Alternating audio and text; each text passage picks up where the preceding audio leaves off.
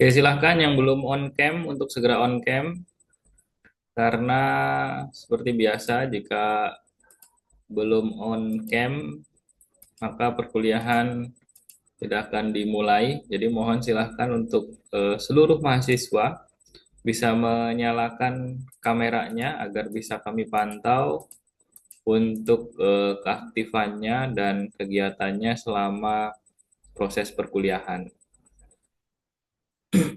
Silahkan, ini baru beberapa saja yang menyalakan kamera, yang lainnya belum.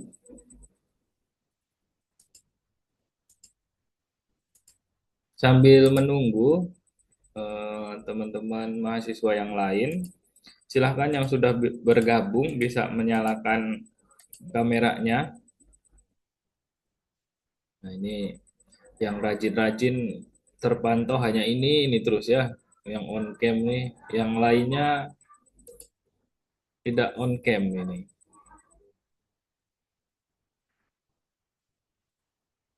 Biasanya kalau on cam langsung posisinya berubah, namanya nanti naik di atas ya. Oke, ya sudah ada beberapa tapi masih banyak yang belum on cam. Silahkan bisa segera untuk on cam.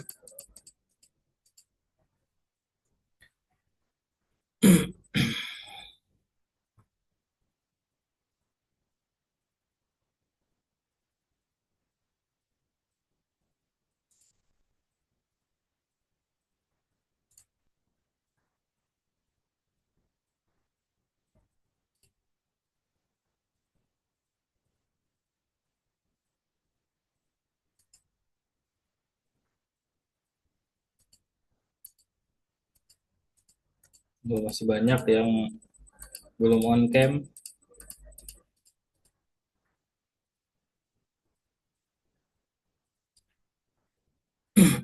Untuk suara saya apakah jelas teman-teman?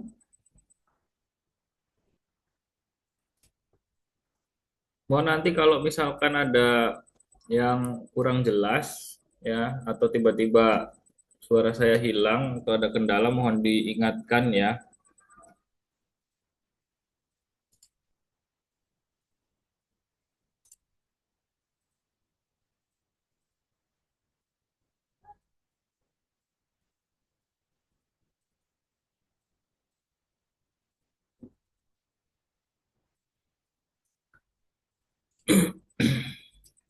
Oke, baik.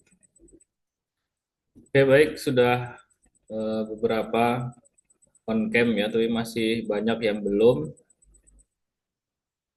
Sebanyak yang belum on cam.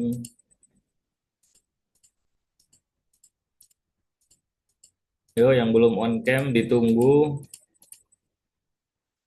Kemudian masih 50 mahasiswa, masih ada kurang lebih 40 mahasiswa lagi yang belum hadir.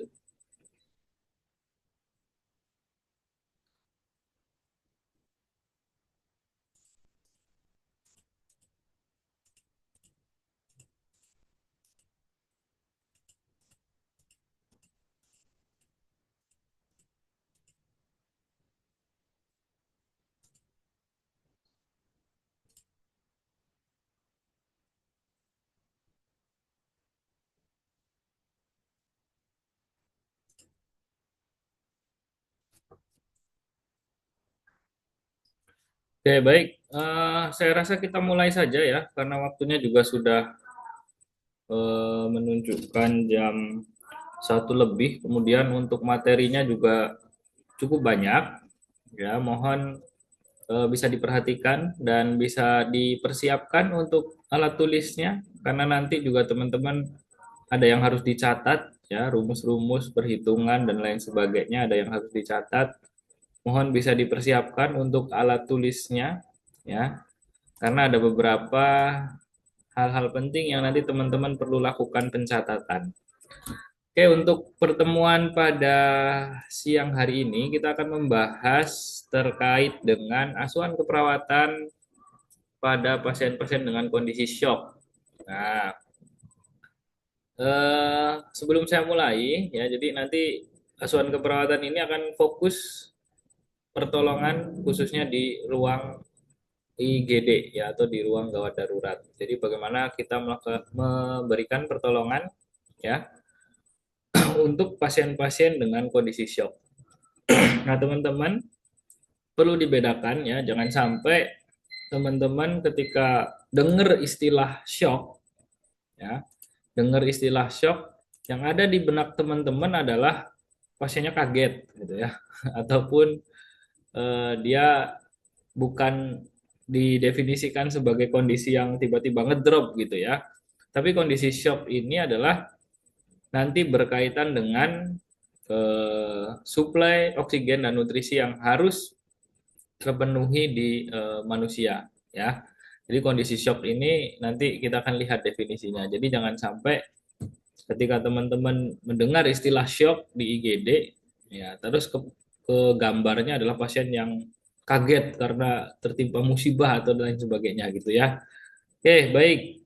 Yang pertama mungkin ini juga sudah pernah disampaikan di medical bedah ya. Tapi untuk materi ini nanti kita fokus ke pertolongan di kondisi emergensinya gitu ya. Jadi bagaimana kita segera melakukan resusitasi pada pasien-pasien dengan kondisi shock. Apa saja yang akan kita bahas? Yang pertama nanti ada definisi shock ya. Jadi teman-teman jangan keliru lagi kalau ada istilah shock. Kemudian ada klasifikasi shock, kemudian tahapan shock, kemudian ada jenis-jenis shock, kemudian ada patofisiologis dan asuhan keperawatan pada kondisi shock, khususnya di ruang emergensi. Ya, jadi pertolongan-pertolongan awal yang harus dilakukan pada pasien-pasien shock. Yang pertama secara definisi, ya, jadi shock adalah kondisi yang mengancam jiwa yang diakibatkan ketidakmampuan sistem sirkulasi menyuplai oksigen dan nutrisi ke jaringan. Ditandai dengan hipoksia, ketidakadekuatan fungsi sel yang menyebabkan kegagalan organ dan menyebabkan potensi kematian. Ya, jadi ini definisi shock. Jadi ada ketidakmampuan sistem sirkulasi untuk mensuplai oksigen dan nutrisi ke jaringan. Nah, ditandai dengan apa? Adanya hipoksia dan ketidakadekuatan fungsi sel yang menyebabkan tadi bisa terjadi kegagalan organ dan berpotensi menyebabkan kematian. Nah, ketidakadekuatan aliran darah ke jaringan itu sebetulnya dibagi menjadi tiga komponen. Ya, ada tiga komponen. Yang pertama adalah disebabkan oleh pompa jantung yang tidak adekuat. Jadi yang bermasalah adalah pompa jantungnya. Kemudian yang kedua ada sistem sirkulasi yang tidak efektif. Nah, kalau pompa jantung itu berarti nanti fokus di bagaimana jantung itu memompa. Tapi kalau sirkulasi itu yang bermasalah adalah jalur peredaran darahnya atau kita bisa katakan pembuluh darahnya, ya. Yang ketiga itu volume darahnya. Jadi ada tiga kondisi yang menyebabkan kondisi shock ini, ya. Jadi yang pertama pompa jantung. Pompa jantung itu berarti ketidakadekuatan jantung untuk memompa. Yang kedua, sirkulasinya, berarti peredaran darahnya. Jadi pembuluh darahnya itu biasanya bermasalah. Yang ketiga, volume darahnya. Nah, ini biasanya bisa kurang, bisa tidak mencukupi ya, sehingga suplainya tidak bagus ya. Ini yang ketiga. Jadi volume darahnya yang tidak adekuat. Klasifikasi shock itu nanti dibedakan ya, diklasifikasikan menjadi 4 secara garis besar. Tapi nanti di shock distributif itu di dalamnya ada lagi jenis-jenis shock. Nah, pembagian 4 klasifikasi ini berkaitan dengan kondisi yang terjadi, ya, kondisi yang terjadi. Yang pertama ada shock hipovolemik. Nah, ini mungkin teman-teman sudah banyak yang mengetahui yang namanya shock hipovolemik. Shock hipovolemik ini banyak diakibatkan ya karena volume tadi, volume darahnya yang tidak adekuat.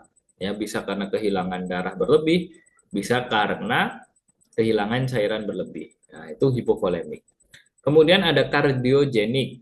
Nah, kardiogenik ini ya, kardiogenik ini yang bermasalah apa tadi dari tiga tadi, yaitu adalah pompa darahnya, pompa jantungnya, ya, pompa jantungnya yang bermasalah. Nah, ini menyebabkan shock kardiogenik. Kemudian ada shock distributif. Nah, distributif itu tadi yang bermasalah adalah sistem vaskularisasinya atau pembuluh darahnya yang bermasalah. Nah, di dalam shock distributif nanti ada tiga nih. Ada yang pertama neurogenik.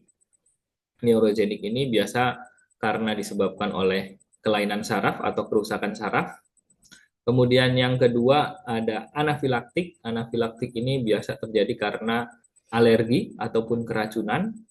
Yang terakhir ada shock sepsis. Nah, sepsis ini atau septik ini disebabkan karena infeksi.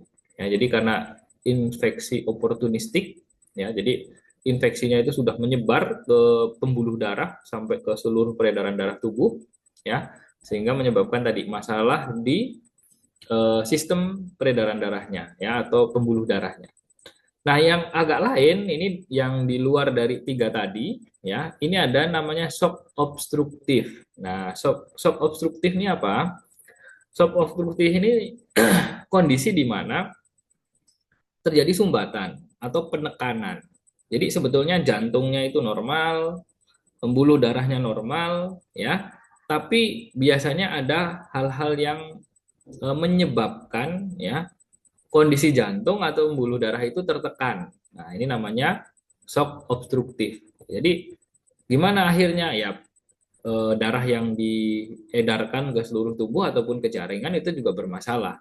Tapi penyebabnya atau masalahnya itu bukan karena pembuluh darahnya, bukan karena darahnya, bukan juga karena pompa jantungnya. Tapi karena salah satunya itu ada yang tersumbat atau tertekan, ya, makanya disebut sebagai shock obstruktif. Nah, ini tahapan-tahapan shock, teman-teman, ya. Yang pertama, sebetulnya ada kondisi awal terjadinya shock di mana kalau kita periksa secara mikroskopik, ya, itu ada ketidakseimbangan metabolisme yang awalnya dari aerob berubah jadi anaerob, ya. Kemudian biasanya terjadi peningkatan asam laktat yang berlebih. Kemudian ada perubahan tanda klinis yang biasanya belum muncul kalau di awal munculnya shock. Nah, setelah kondisi awal munculnya shock, itu ada tahapan kompensasi dari tubuh. Ya, jadi tubuh berusaha mengkompensasi, ya, karena ada kondisi shock yang terjadi di awal tadi. Nah, apa yang mengkompensasi? Yang pertama ada saraf simpatis. Ini melakukan eh, respon awal, ya.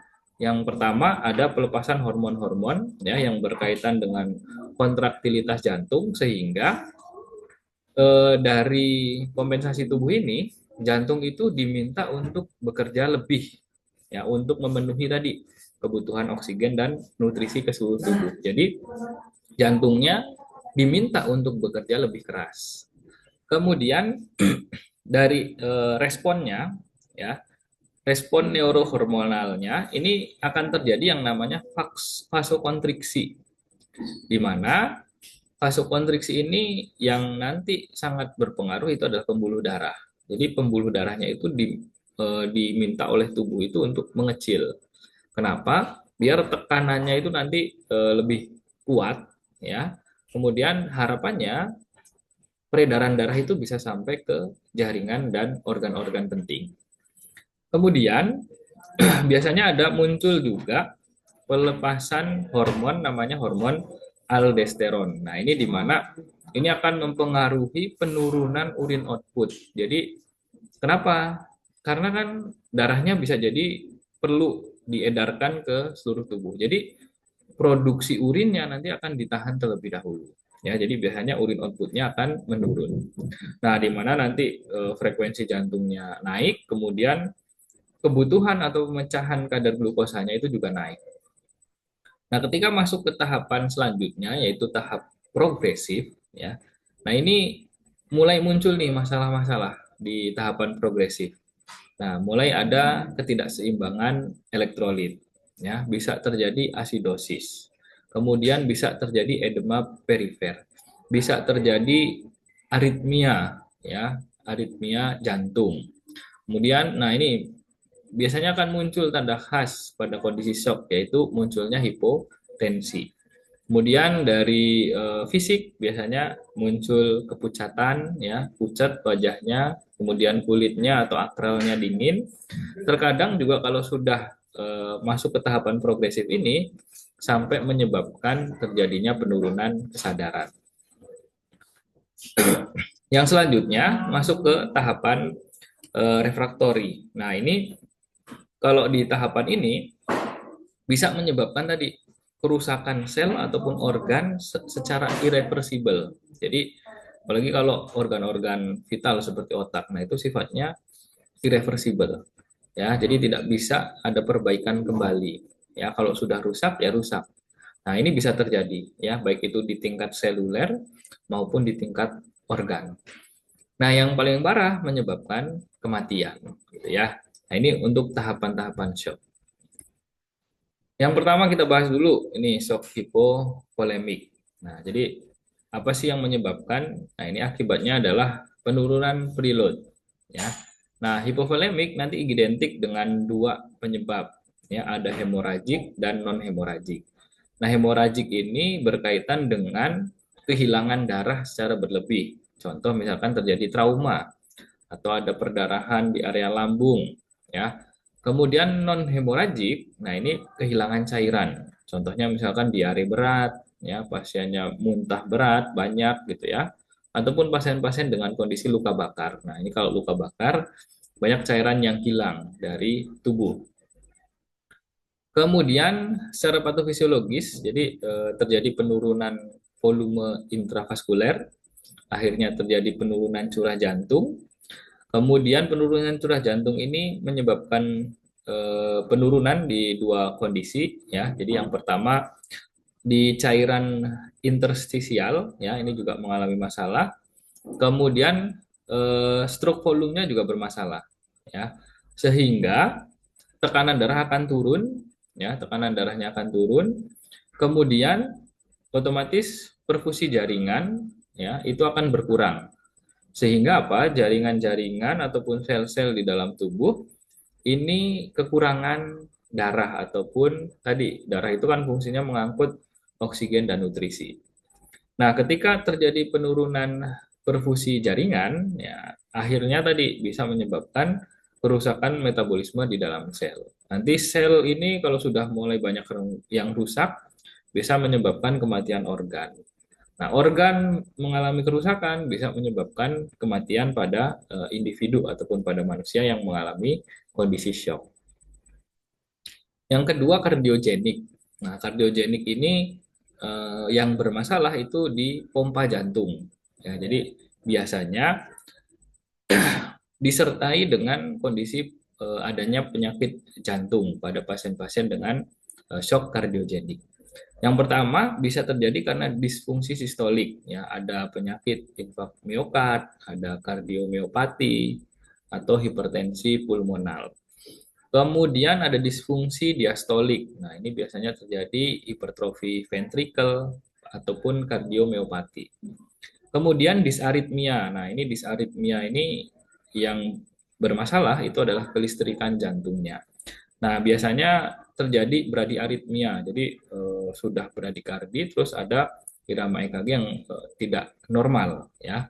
Kemudian ada gangguan struktur jantung. Nah, ini biasanya secara anatomis itu ada kelainan ya, baik itu stenosis ya. Stenosis biasanya sering terjadi di aorta ya. Jadi aortanya itu lapisan dalamnya itu mengalami masalah sehingga terjadi kebocoran.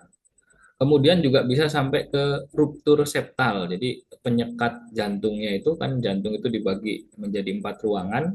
Nah, penyekatnya ini terjadi ruptur atau patah ya. Sehingga terjadi kebocoran di ruang-ruang jantungnya.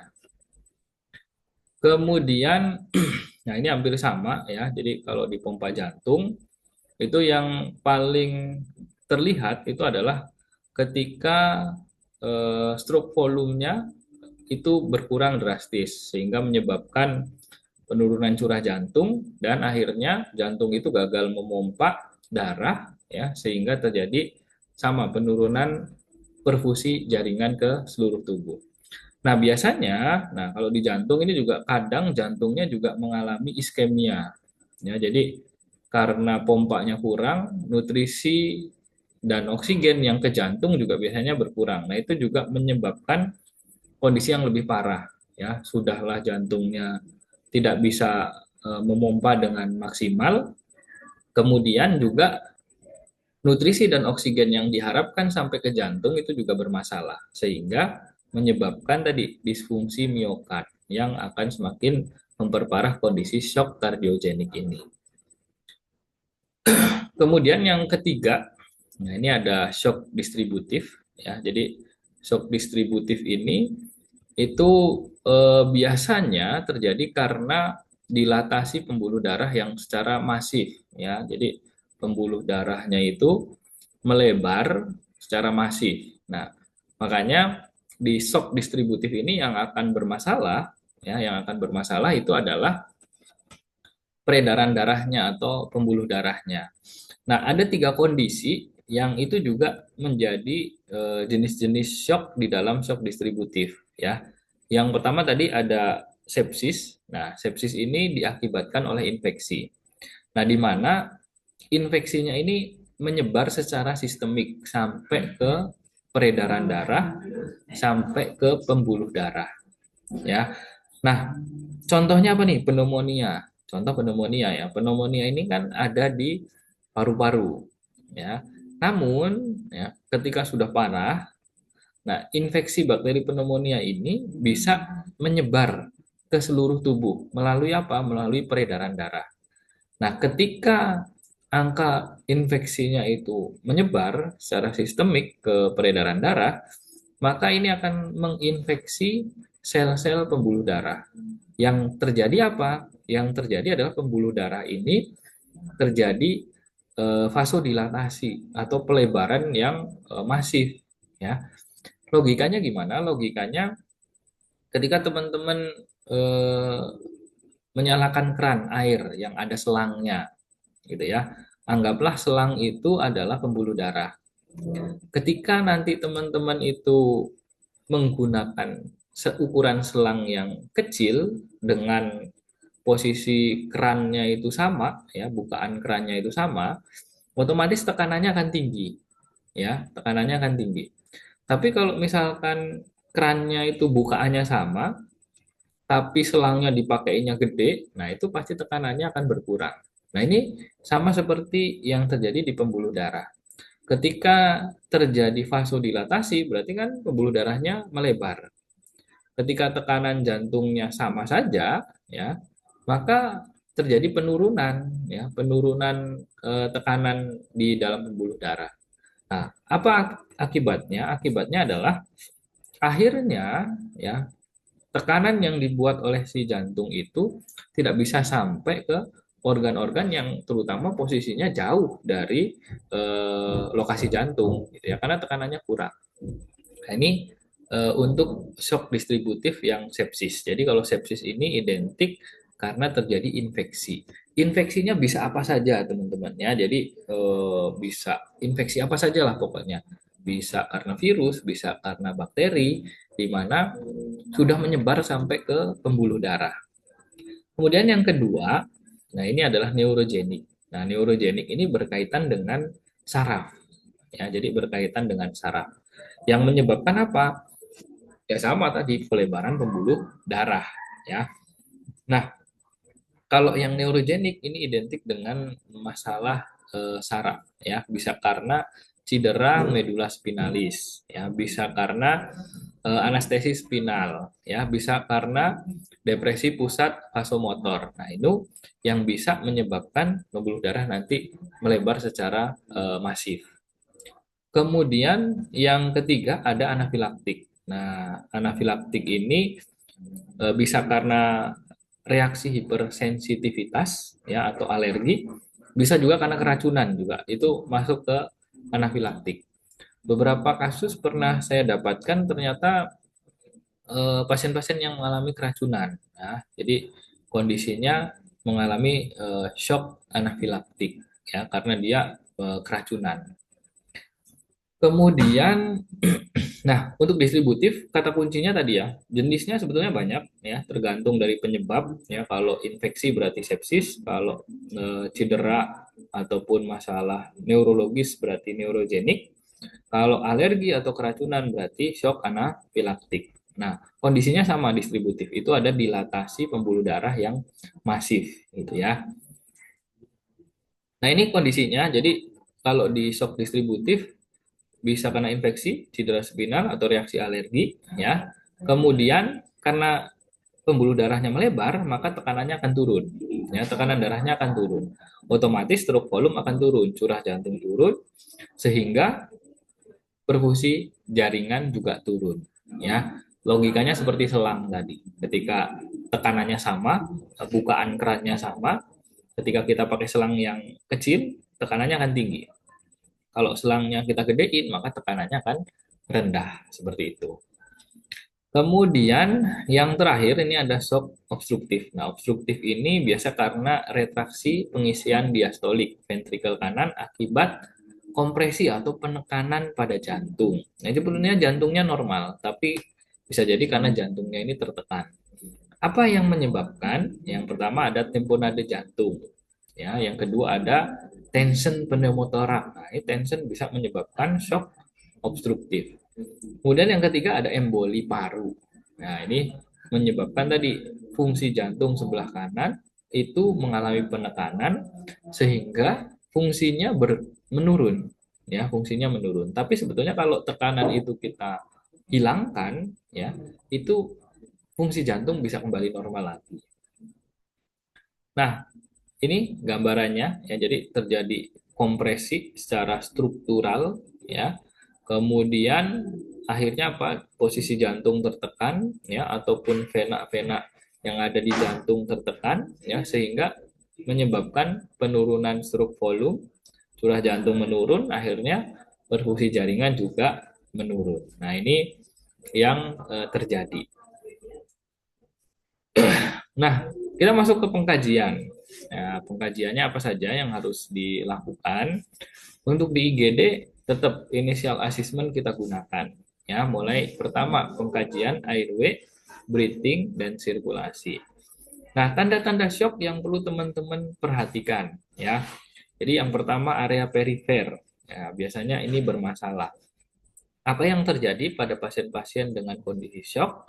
Di area perifer biasanya kita akan menemukan nadi perifernya itu baik itu jumlahnya, frekuensinya ataupun kekuatan denyutannya itu akan menurun ya. Kemudian kulit biasanya teraba dingin ya, biasanya kita bilang akralnya juga dingin ya. Biasanya bisa lembab, bisa basah ya.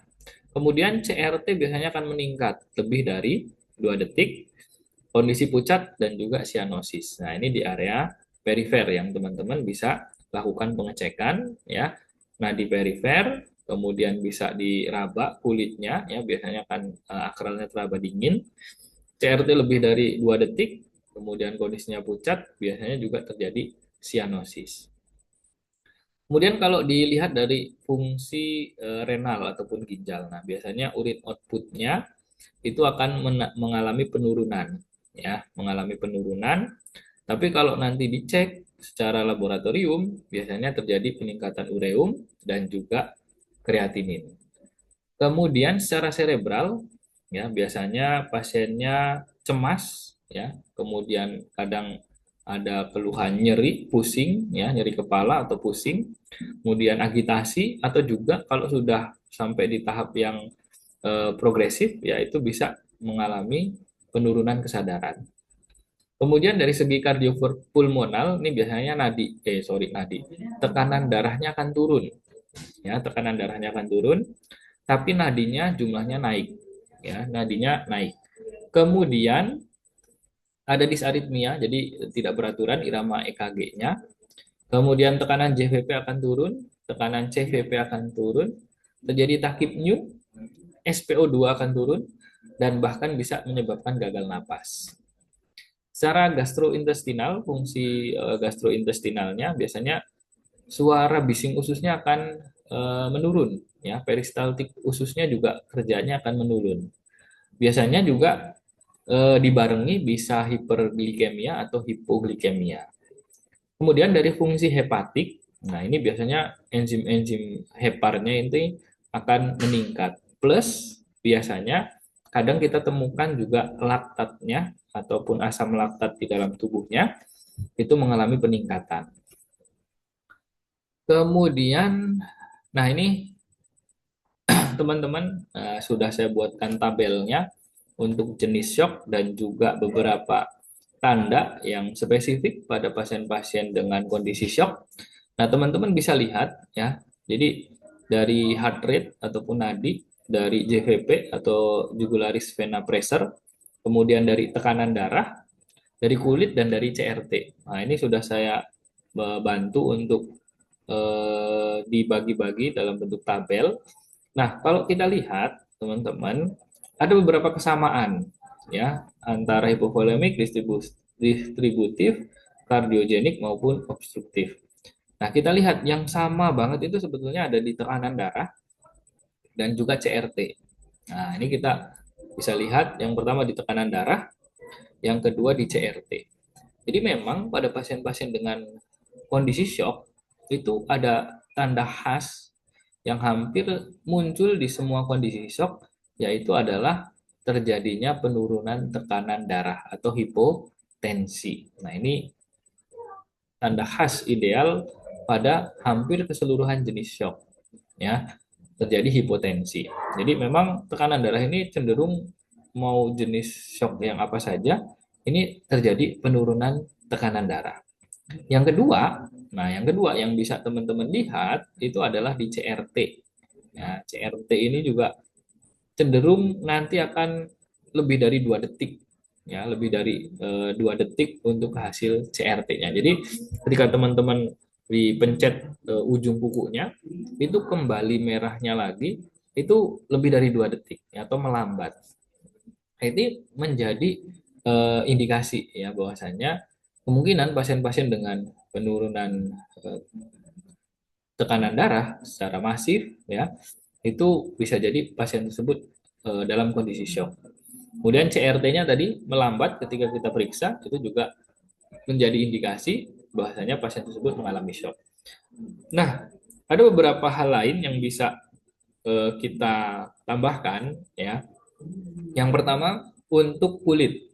Nah, kulit ini cenderung akan teraba dingin, makanya akral itu dingin. Ya, jadi ketika kita coba sentuh pasiennya ya di area-area perifernya, itu akan teraba dingin. Kenapa?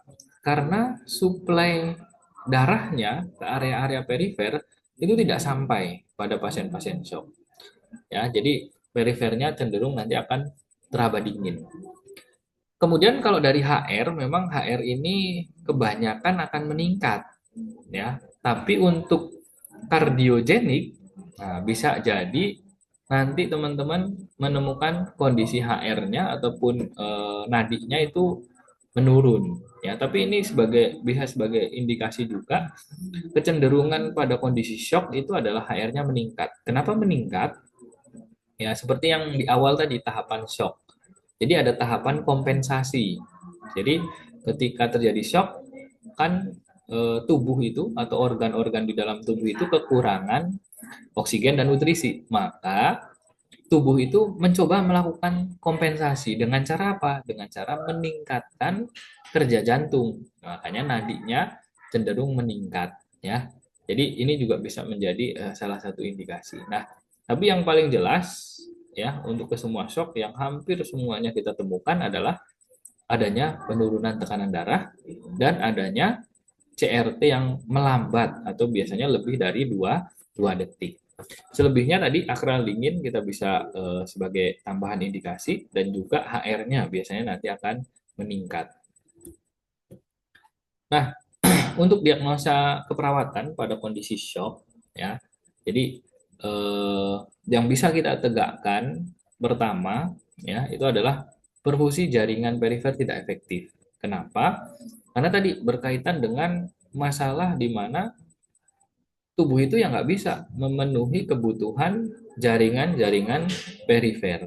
Karena ada apa? Karena ada penurunan volume darah. Tadi berarti shock hipovolemik.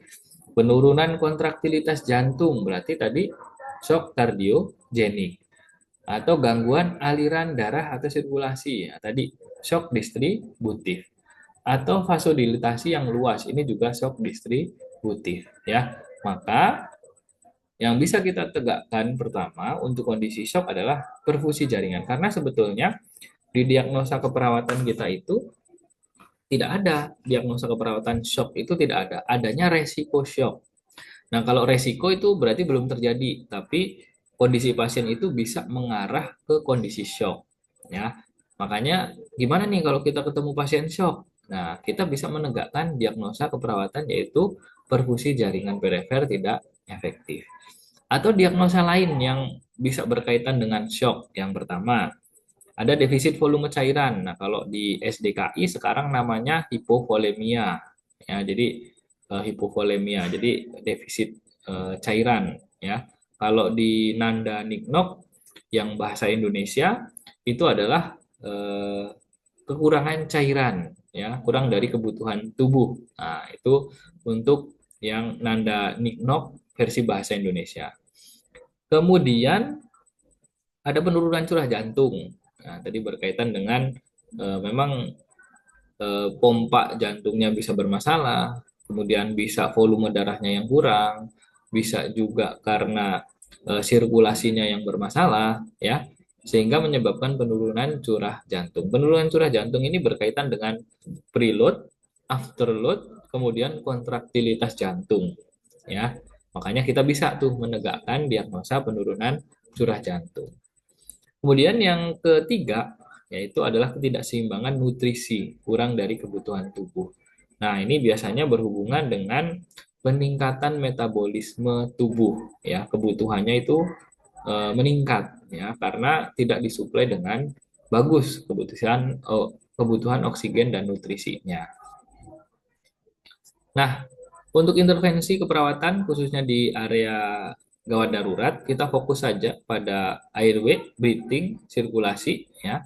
Ini harus kita tangani ya.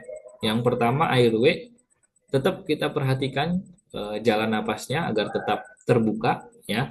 Jangan sampai misalkan pasien-pasien dengan kondisi shock ditambah ada masalah sumbatan jalan napas. Ya, ini oksigennya nanti tidak akan pernah terpenuhi kalau jalan napasnya kita tidak bebaskan terlebih dahulu.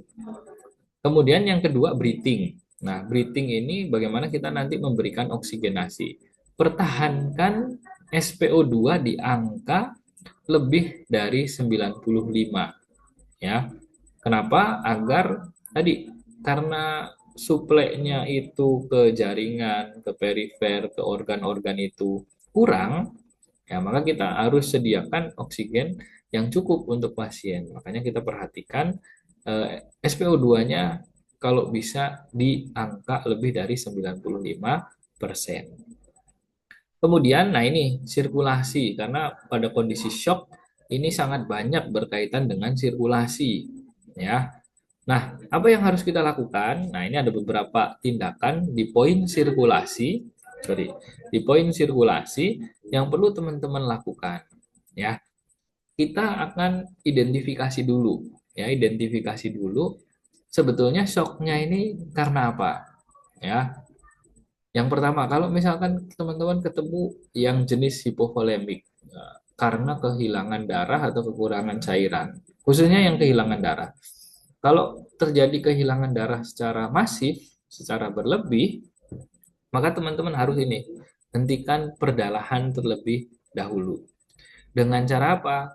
Dengan cara penekanan secara langsung, ya, atau kita bisa lakukan yang namanya balut tekan. Ya, kita tekan agar perdarahannya berhenti. Menekannya dengan apa, Pak? Ya, teman-teman bisa menekannya itu dengan menggubatkan apa sih namanya membebat ya. Jadi dibikin lipatan kasa yang agak tebal gitu ya. Kemudian kita langsung tekan ke area yang mengalami perdarahan. Kalau misalkan sudah agak berhenti, nah teman-teman bisa ikat. Jadi kita bisa bebat agar perdarahannya itu berhenti. Makanya tadi di poin sirkulasi teman-teman juga harus pahami betul kondisi yang menyebabkan shock itu apa, khususnya yang kehilangan darah ya atau shock hipovolemik yang hemoragik tadi karena perdarahan. Nah, itu harus dihentikan segera untuk kondisi kehilangan darah yang berlebihnya. Kemudian yang selanjutnya, nah, ketika ketemu pasien-pasien shock, itu direkomendasikan kita melakukan pemasangan infus dengan ukuran jarum yang besar. Nah, yang besar itu berarti nomor abuketnya semakin kecil. Jadi kalau abuket ya, abuket itu kalau ukurannya semakin besar justru ukurannya makin kecil ya, abuketnya itu makin kecil. Ya, makanya direkomendasikan tadi kalau ketemu pasien-pasien shock ya, pasang infus dengan abuket yang ukuran besar ya. Yang ukurannya itu gede ya, bisa 14 atau 16 ya. Nah, kemudian teman-teman, nah ini juga ada beberapa rekomendasi. Nah, misalkan penggunaan set infusnya atau selang infusnya itu seperti apa. Disarankan kalau misalkan ada transfusi set, ya ada transfusi set, teman-teman bisa menggunakan transfusi set ketimbang infus set yang biasa. Karena apa? Pada pasien-pasien shock terkadang nanti membutuhkan transfusi darah, ya. Daripada nanti teman-teman gonta-ganti transfusi set, ya. Lebih baik kalau misalkan memang ada transfusi set, teman-teman bisa memilih langsung menggunakan transfusi set. Ya, jadi selangnya, selang infusnya itu langsung menggunakan transfusi set. Kemudian pertanyaan selanjutnya mungkin muncul, Pak, kalau nggak ada abuket ukuran 14 atau 16 gimana? Nggak ada nih di lokasi. Nah, teman-teman bisa memodifikasi, yaitu dengan cara melakukan pemasangan infus dua jalur. Ya, misalkan, oh di rumah sakit saya adanya nomor 20 Pak. Nomor 20, padahal untuk pasien-pasien shock ini kita nanti bisa jadi melakukan resusitasi cairan ya, memberikan loading cairan untuk pasien-pasien dengan kondisi shock. Nah, ini teman-teman ya itu bisa dengan cara memasang infus dua jalur ya. Jadi dipasangkan infus dua jalur kalau misalkan abuketnya kok nggak ada nih yang ukuran 14 atau yang 16. Kemudian bisa juga rekomendasi yaitu memberikan cairan infus dalam kondisi hangat. Biasanya kalau di rumah sakit itu ada alatnya ya, infus warmer. Nah, itu untuk menghangatkan cairan infus. Karena kalau pada pasien-pasien shock ini juga resiko untuk terjadi hipotermi ya, makanya bisa nih untuk mencegah terjadinya hipotermi itu cairannya dihangatkan. Kemudian untuk dewasa, ya, untuk dewasa sebetulnya untuk pemberian cairan itu nanti kita perlu pertimbangan, ya. Nah, umumnya kalau yang karena kehilangan darah itu kita bisa gantikan 1 sampai 2 liter untuk dewasa, 20 mili per kilogram berat badan itu pada anak-anak. Namun tadi ya untuk pemberian cairan ini itu juga kita harus lihat lagi jenis shocknya. Ya, kadang kalau pada pasien-pasien yang neurogenik, neurogenik itu sebetulnya tidak kehilangan cairan. Ya, jadi cairannya itu normal, volume darahnya itu normal. Yang bermasalah itu di sirkulasi darahnya, ya, di jalurnya. Ya, makanya kadang kita juga tidak perlu terlalu banyak untuk memberikan tambahan cairan. Kemudian pada pasien-pasien kardiogenik, ya, kardiogenik ini juga kalau misalkan beban jantungnya itu berat, ya, itu juga perlu dipertimbangkan untuk pemberian cairannya. Kemudian yang selanjutnya, nah ini untuk teknik kontrol perdarahan atau cara menghentikan perdarahan. Jadi teman-teman nanti bisa gulung kasa atau lipat kasa ataupun kain. Nah ini kita bisa tekan langsung ya ke area luka yang mengalami perdarahan. Nah ini tekan sampai perdarahannya betul-betul mulai berhenti ya. Nah mungkin teman-teman pernah lihat juga yang diikat. menggunakan tali gitu ya. Kalau di film-film itu kan ada ya, misalkan perang gitu ya, terus ada perdarahan terus diikat. Nah, sebetulnya teknik pengikatan atau menggunakan tourniquet itu sekarang tidak direkomendasikan. Karena apa? Karena justru malah area-area perifer ya itu cenderung tidak mendapatkan suplai darah dan oksigen tadi ya, sehingga apa, beresiko menyebabkan kematian jaringan di area perifer. Contohnya gimana nih? Contoh ya di gambar yang ini ya, saya kasih contoh di gambar yang ini ya. Nah, ini kan lukanya ini kan ada di area ulnaris ya, ada di area ulnaris. Kemudian kalau kita ikat, misalkan kita ikat di sini ya, untuk menghentikan perdarahan ini kita ikat nih, kita tali apa namanya, tangannya. Nah, kalau kita tali, oke, perdarahannya berhenti, tapi darah yang ke ujung-ujung jari, ke telapak tangan ini juga akan berhenti. Ya, sehingga apa? Beresiko ini untuk menyebabkan kematian jaringan karena tadi tidak mendapatkan suplai darah dan oksigen. Nah, makanya yang paling bagus sekarang direkomendasikan untuk dilakukan pembebatan. Ya, jadi lakukan balut tekan, jangan sampai diikat ya, diikat terlalu kencang. Kemudian yang selanjutnya, nah ini kehilangan darah kalau secara internal ya. Jadi internal bleeding ya. Khususnya pada kondisi-kondisi fraktur, ini ada perkiraan kehilangan darahnya. Kalau ada perdarahan secara internal. Kalau yang eksternal kan tadi terlihat ya, misalkan darahnya bercucuran kurang lebih 500 cc itu kan bisa diprediksi ya. Namun kalau yang perdarahan internal, nah ini ada beberapa referensi ya yang menyatakan bahwasanya ketika terjadi fraktur di area tulang iga itu perdarahannya kurang lebih 125 mili.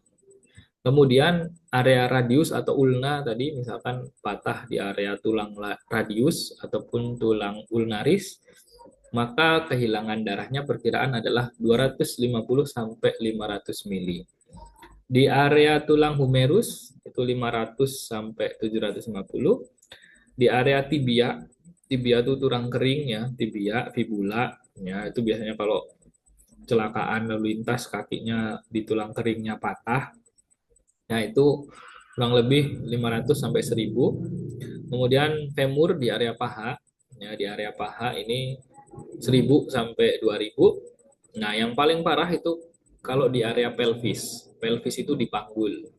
Nah, ini kalau terjadi fraktur pelvis, nah itu memang biasanya malah bisa sampai 4 liter ya atau 4000 mili. Karena apa? Karena area pelvis ataupun panggul itu ya, area panggul itu bentuknya rongga. Selain bentuknya rongga, di situ juga ada pembuluh darah besar. Ya, jadi ketika terjadi fraktur pelvis, kita perlu curiga. Ya, biasanya bisa terjadi perdarahan secara masif, secara internal. Jadi tidak kasat mata, tidak kelihatan perdarahannya.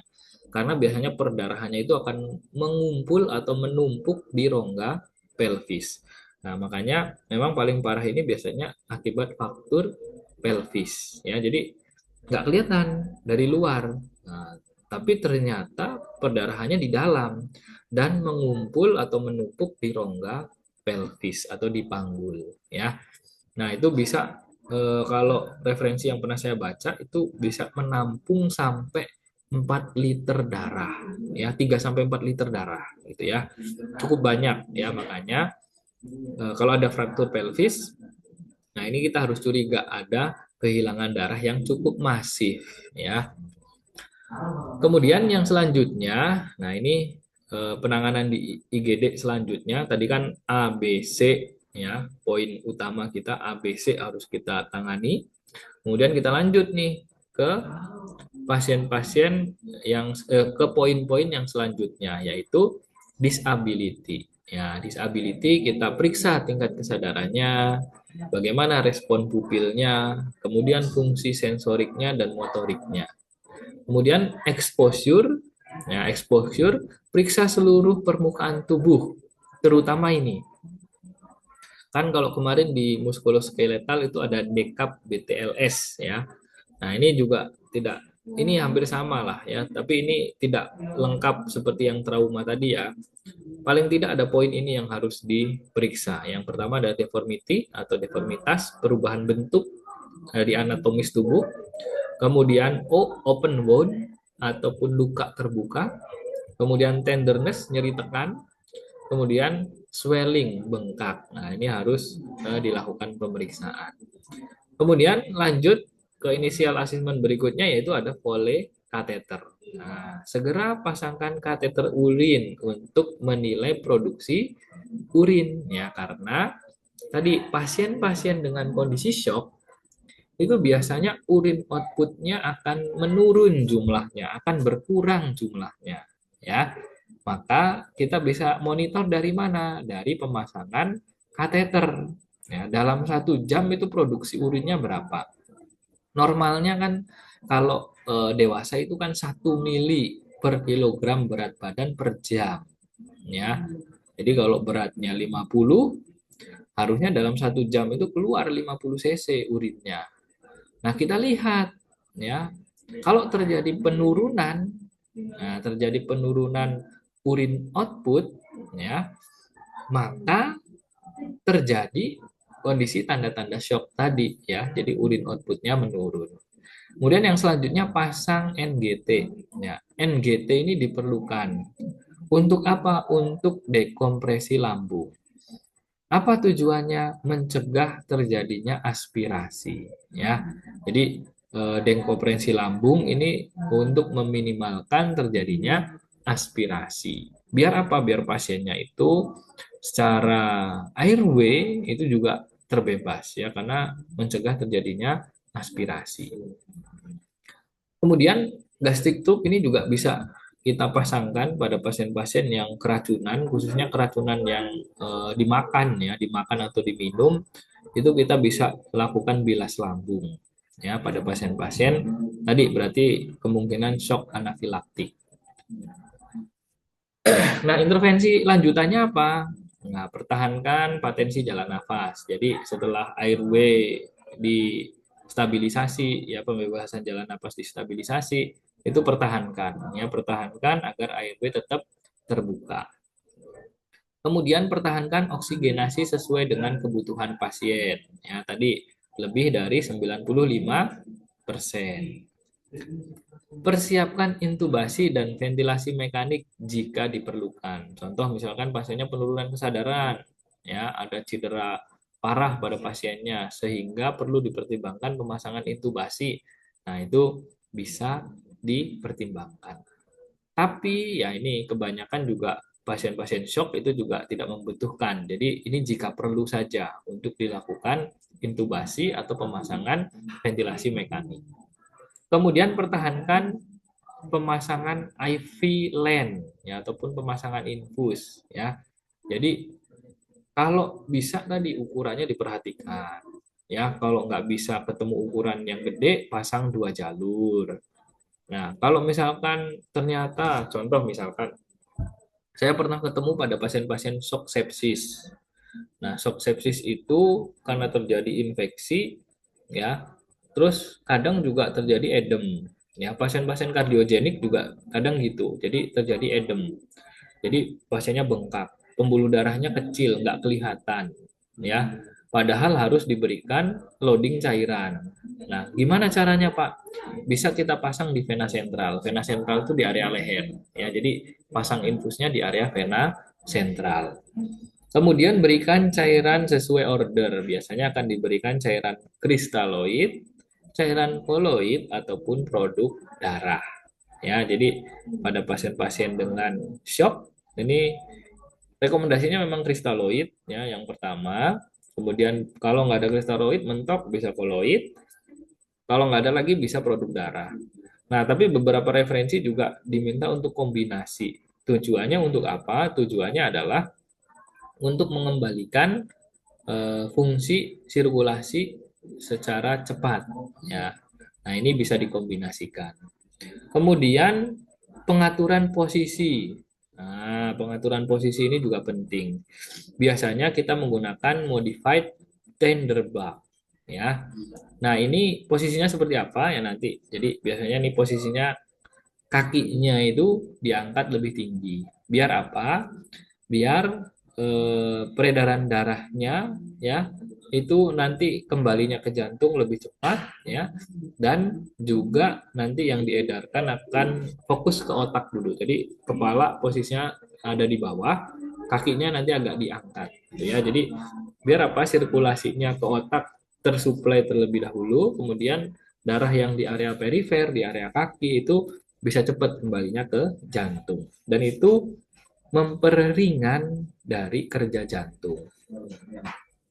Nah, ini posisinya teman-teman. Jadi angkat kaki setinggi kurang lebih 30 cm ya, kurang lebih 30 cm. Kemudian ketika kakinya itu diangkat ya, ada kurang lebih 300 sampai 500 cc darah dari kaki pindah ke sirkulasi sentral. Nah, ini yang nanti akan membantu sirkulasi ke organ-organ penting dulu ya. Jadi kakinya eh, cairan atau darahnya kita pindahkan dulu ke area sentral tadi ya, ke area jantung. Kemudian kita penuhi dulu nih di area kepala, kan ada otak, itu kan ada organ-organ yang lebih vital. Nah, kontraindikasinya apa?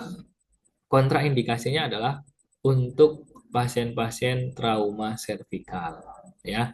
Jadi pada pasien-pasien trauma servikal itu nggak perlu diangkat, cukup didatarkan saja. Kalau misalkan ditemukan kondisi cedera servikal, jadi kakinya nggak perlu diangkat. Takutnya nanti ketika diangkat posisi leher nanti menekuk ya, sehingga tadi menyebabkan ada pergerakan di area leher. Yang selanjutnya perlu kita monitoring. Nah, monitoring status kardiopulmonar mulai dari HR, irama jantung, RR, kemudian tekanan darah, kemudian juga MAP. Teman-teman, MAP ada yang tahu MAP mungkin? Nah, coba mana suaranya? Ada yang tahu MAP?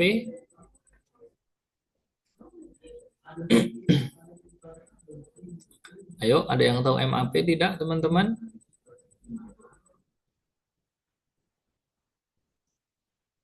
Halo? Wah, pada kemana ini? Belum tahu, Pak. Belum tahu. Nah, ini penting ya MAP. MAP itu adalah mean arterial pressure atau tekanan darah rata-rata ya. Atau ya tekanan darah rata-rata itu berapa? Nah, itu bisa dihitung, ada rumusnya, teman-teman. Jadi teman-teman nanti hitung ya, ada rumusnya. Kalau tidak salah rumusnya itu eh rumusnya itu 2S plus 2D plus sistol bagi 3. Nah, itu nanti akan ketemu untuk MAP. Nah, MAP ini penting untuk dimonitor karena sebetulnya dengan MAP ini itu ada tekanan minimal. Tekanan minimal yang bisa mencapai ke seluruh tubuh itu tekanannya berapa? Nah, ini tekanannya adalah untuk setiap orang kan biasanya tensinya macam-macam ya. Tapi kalau MAP ini semua orang hampir sama ya, yaitu 65 ya. Cara menghitungnya tadi 2D terus plus sistol bagi 2. Jadi 2 diastol plus sistol bagi 2, bagi 3 ya. Itu nanti akan ketemu MAP ya, tekanan rata-rata dari tekanan darah ya. Kemudian warna, suhu, kelembapan kulit, CRT, kemudian bunyi paru. Nah, ini harus dimonitor. Kemudian status oksigenasi, jadi oximetri bisa sampai AGD, analisis gas darah. Kemudian status cairan, intake dan outputnya, BB harian, jumlah dan tipe drainase, misalkan terpasang drainase. Kemudian status neurologis, tingkat kesadaran. Kemudian nilai serum serial hematokrit, HB, PT, APTT, ya itu harus dilakukan pemeriksaan.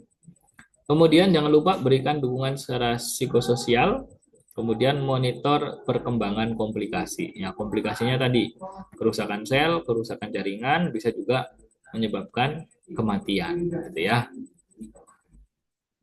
Kemudian kolaborasi spesifik, ya. Jadi memang pada pasien-pasien dengan shock itu kita tidak bisa lepas dengan medis juga karena kita perlu berkolaborasi dengan medis. Yang pertama untuk shock hipovolemik. Jadi yang pasti pertama karena hipovolemik ini kita harus hentikan kehilangan cairan, ya.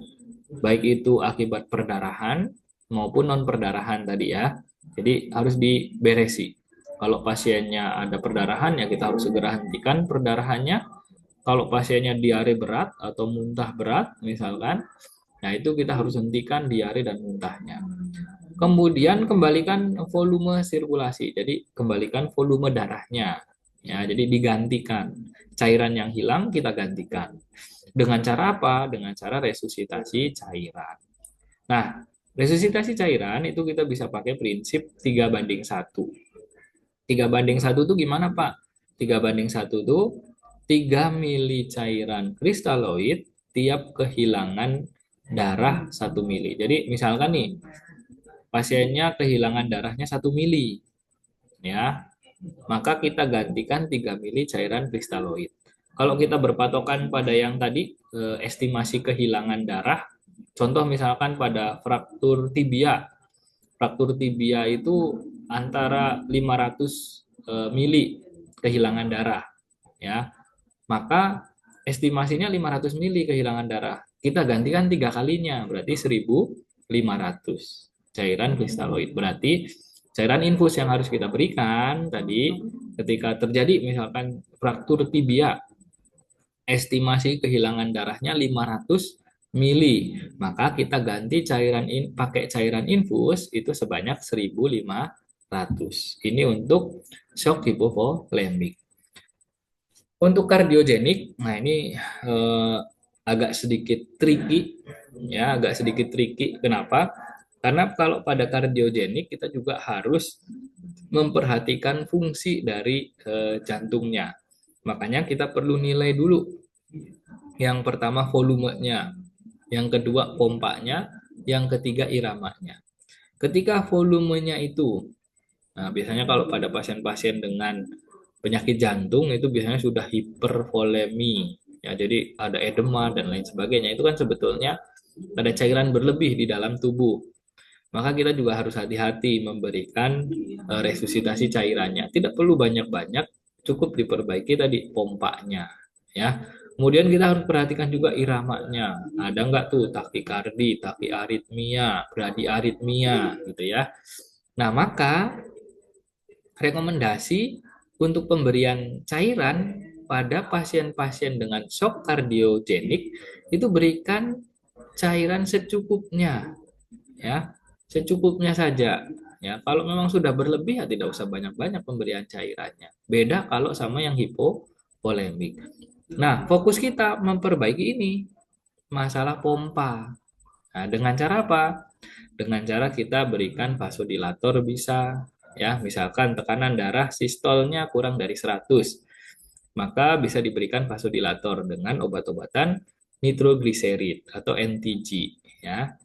Kemudian ketika tekanan darah sistolnya 70 sampai 100, nah ini bisa diberikan obat-obatan inotropik, contohnya dobutamin. Kemudian bila tekanan darahnya 70 sampai 100 disertai dengan tanda gejala shock, maka berikan dopamin. Nah, ini biasanya ada pertanyaan nih. Bedanya dopamin sama dobutamin apa? Nah, dopamin dan dobutamin bedanya ini. Kalau misalkan tanpa disertai tanda-tanda shock, tensinya 70 sampai 100 nih sistolnya. Tapi nggak ada tuh kayak misalkan akralnya dingin, CRT-nya lebih dari 2 detik gitu ya. Pucet, nggak ada, nggak ditemukan tanda-tanda itu, ya. Maka cukup diberikan dobutamin. Tapi kalau misalkan tensinya sekian, ya, tapi plus tadi orangnya pucet, CRT-nya lebih dari 2 detik. Kemudian dingin akralnya. Nah, ini pakai dopamin. Kemudian ketika kurang dari 70, maka kita berikan vasopresor kuat. Nah, ini contoh obatnya adalah norepinephrine. Kemudian yang selanjutnya masalah irama. Nah, ini masalah irama kita perbaiki juga dengan apa? Dengan obat-obatan anti aritmia.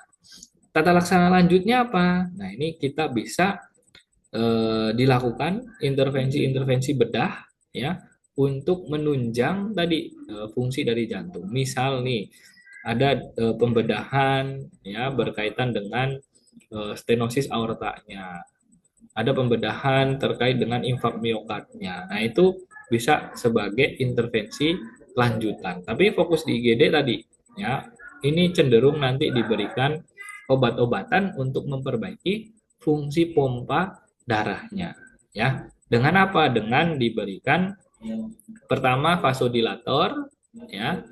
Yang kedua bisa kasih inotropik dulu, inotropik, kemudian baru vasopresor. Nah, vasopresor ini tujuannya adalah mengecilkan pembuluh darah yang harapannya nanti tekanan darahnya bisa meningkat seperti itu.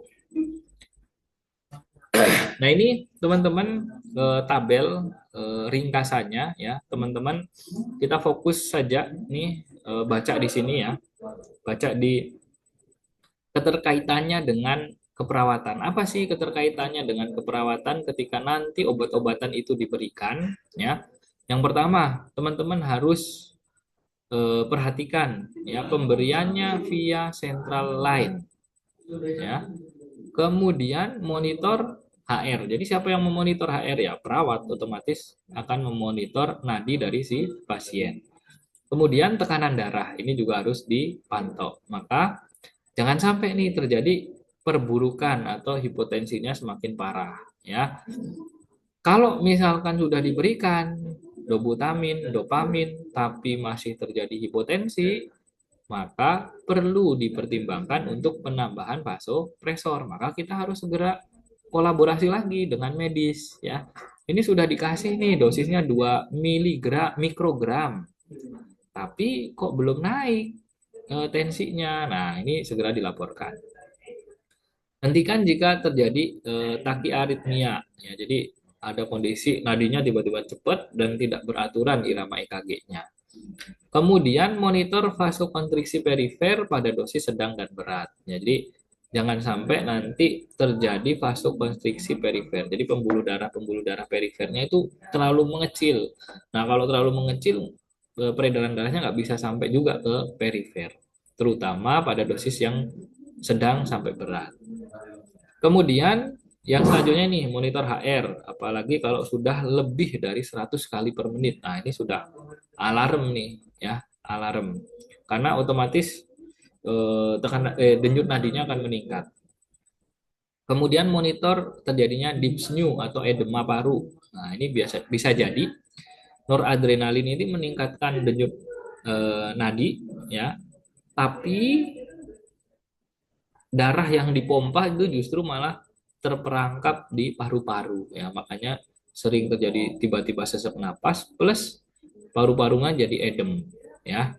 Kemudian ada nyeri dada atau ada disaritmia ya, jadi tiba-tiba nyeri dada ya, sakitnya seperti yang kemarin ada serangan jantung ya, atau irama EKG-nya juga abnormal. Nah, ini tanda-tanda juga berarti pasiennya nih kebanyakan nih dikasih adrenalinnya.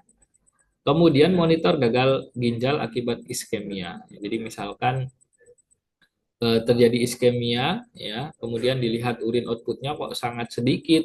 Nah, itu kita juga harus curiga ya bahwasannya menjadi indikasi dari gagal ginjal.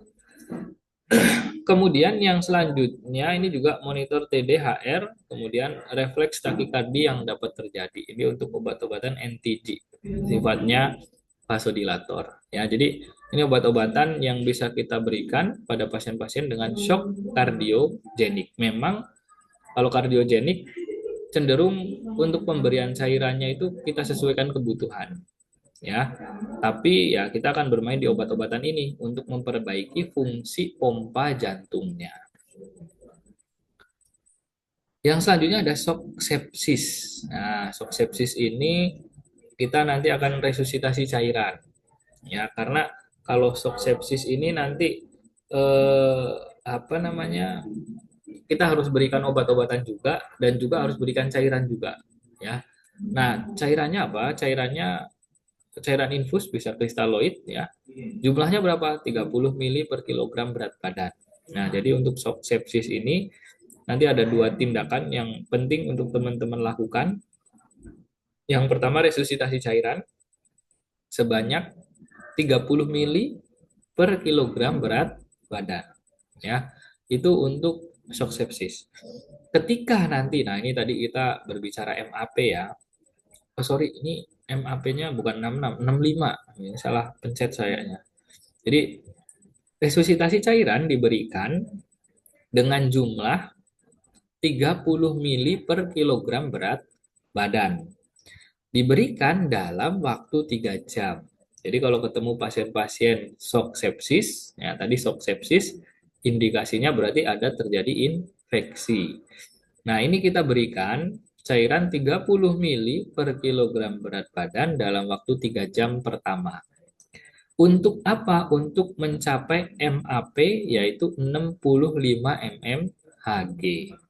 Nah, ketika sudah kita berikan cairan tidak tercapai MAP-nya 65, masih di bawah 60, maka kita berikan agen vasoaktif. Nah, tadi bisa diberikan dopamin.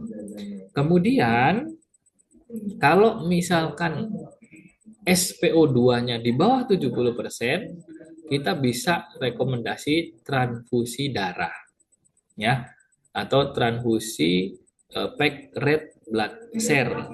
Jadi transfusi darah khusus sel darah merah saja, ya, PRC. Nah, tujuannya apa? Untuk tadi meningkatkan transport oksigen di dalam tubuh, ya. Nah, yang harus diperhatikan itu adalah hematokritnya itu harus mencapai 30%. Ya, jadi transfusi PRC untuk mencapai hematokrit sebanyak 30%. Nah, karena sepsis ini diakibatkan oleh infeksi, maka harus segera juga dimulai terapi antibiotik spektrum luas. Jadi gunakan antibiotik yang golongannya sudah tinggi ya dalam 1 jam pertama. Karena apa? Karena shock sepsis ini penyebabnya adalah infeksi. Maka perlu untuk diberikan antibiotik spektrum luas ya dengan golongan antibiotik yang levelnya tinggi lah ya pokoknya dalam 1 jam pertama. Kemudian penting untuk dilakukan kultur darah. Kenapa? Kultur darah ini nanti akan membantu kita dalam pemberian antibiotik. Ya, jadi ketika kita kultur darah, kita akan tahu sebetulnya yang menginfeksi itu bakteri apa, virus apa gitu ya. Sehingga pemberian antibiotik untuk selanjutnya itu bisa lebih spesifik ya. Karena cenderung tadi kalau kita nggak tahu penyebab infeksinya, kadang kita kesalahan dalam pemberian antibiotik. Jadi kurang pas antibiotiknya, ya. Maka penting untuk segera dilakukan kultur darah, gitu ya.